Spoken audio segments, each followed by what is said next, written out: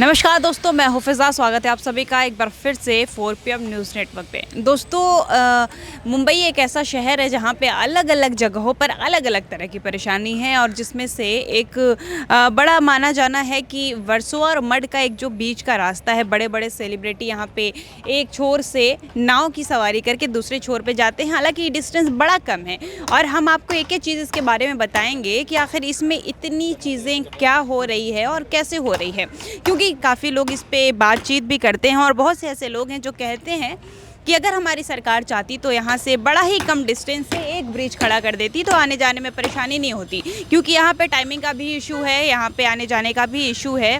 और अगर आपको कहीं बहुत जल्दी जाना है तो अगर आप थोड़ा सा डिस्टेंस मेंटेन नहीं करना चाहते हैं या फिर यहाँ की शिप जो ट्रांसपोर्टेटिंग है अगर वो रुक जाती है तो आपको फिर 20 किलोमीटर 40 किलोमीटर ट्रैवल करके जाना पड़ेगा।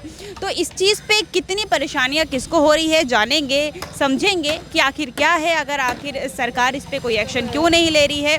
दुनिया भर की चीज़ें ऐसी है जो सरकार तोड़वाने और बनवाने में लगी हुई है, लेकिन एक छोटी सी ब्रिज यहाँ पे क्यों नहीं बन पा रही है।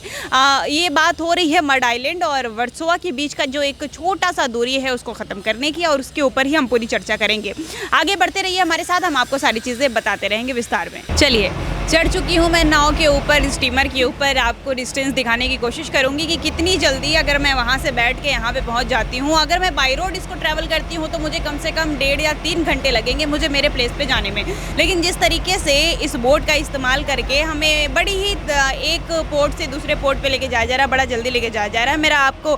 मेरा कैमरामैन आकाश आपको दिखाएगा, भीड़ दिखाएगा कि।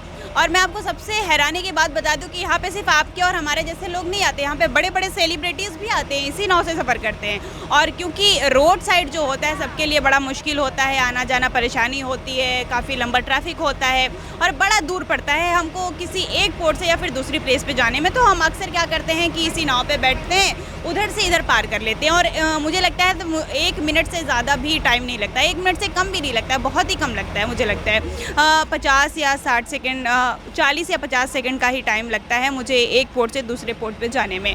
मेरा कैमरामैन से मैं गुजारिश करूंगी कि पहले वो भीड़ दिखाए और कैसे हम पहुंचने वाले हैं वो भी हमें दिखाए, कि बड़ी जल्दी ही हम अपने एक जगह से दूसरी जगह पे पहुंच गए, जो कि मड और वर्सोवा के बीच का एक जो रास्ता है उसको हम कवर कर रहे हैं यहाँ पे। लेकिन दोस्तों, आपको देखने में लग रहा होगा कि बड़ी आसान सी चीज़ें हैं, बड़ी जल्दी हम एक जगह से दूसरी जगह पर पहुंच जा रहे हैं, बड़ी आसान सी चीज़ें हैं, लेकिन इसके पीछे भी बहुत से राज छुपे हुए हैं। वो राज भी मैं आपको बताऊंगी।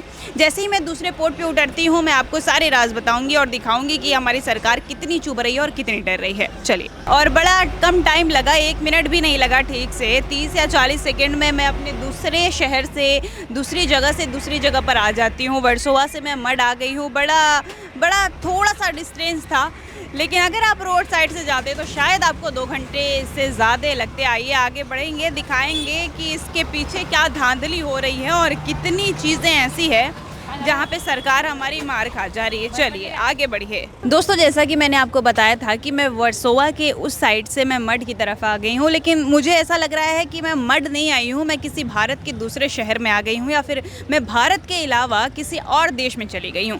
क्योंकि जैसे ही मैं इधर आई तो मुझे पता चला कि इधर के तो सारे रूल नियम ही अलग हैं जो कि बेसिकली मुंबई में होते हैं। हम जब मुंबई के शहर में होते हैं तो हम कैसे चलते हैं कि हमारा जो ऑटो चलता है मीटर के हिसाब से चलता है, लेकिन यहाँ पे बिल्कुल उत्तर प्रदेश की जैसे चीज़ें हैं।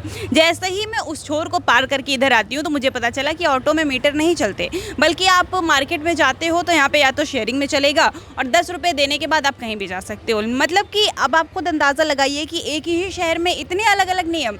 हम शहर में आते हैं तो मीटर 26 रुपया, सबको पता है भाई मुंबई शहर बड़ा महंगा शहर है और शुरुआती वहाँ पे 26 रुपये से ही होती है, मीटर चार्ज ही वहाँ पे 26 रुपये है।